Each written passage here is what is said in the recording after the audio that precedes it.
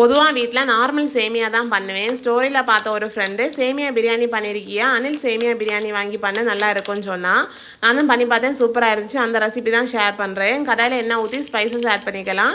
இப்போ பொடியாக நறுக்கி வச்சுருக்கிற வெங்காயம், உருளைக்கிழங்கு, கேரட்டு, பீன்ஸ், தக்காளி போட்டு நல்லா வதக்கிக்கலாம். கூட வந்து ஓவர் நைட் ஊற போட்டால் பச்சை கடலையும் கொஞ்சம் சேர்த்துருக்கேன்.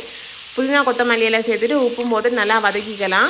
நான் வந்து கொஞ்சமாக இஞ்சியும் ஒரு 5 பல்லு பூண்டும் தட்டி சேர்த்துருக்கேன். நல்லா வதக்கிட்டு அந்த பேக்கெட்லேயே பிரியாணி மசாலான்னு ஒன்று இருக்கும், அதை கூட அந்த பொடியை தட்டிட்டு வந்து நல்லா வதக்கிக்கலாம். பச்சை வாசனை போகிறாலும் வதக்கிக்கலாம்.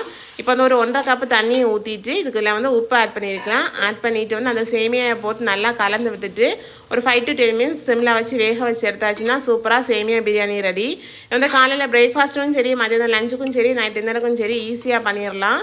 இந்த ரெசிபி நீங்கள் ட்ரை பண்ணியிருந்தீங்கன்னா கீழே கமெண்ட்டில் சொல்லுங்கள். இல்லைனா கண்டிப்பாக ட்ரை பண்ணுங்கள். ரொம்ப ஈஸி அண்ட் டேஸ்டி. இது கூட வந்து கடலைக்கறி, உருளைக்கிழங்கு கறி எதுவும் வச்சு சாப்பிட்லாம். Thanks for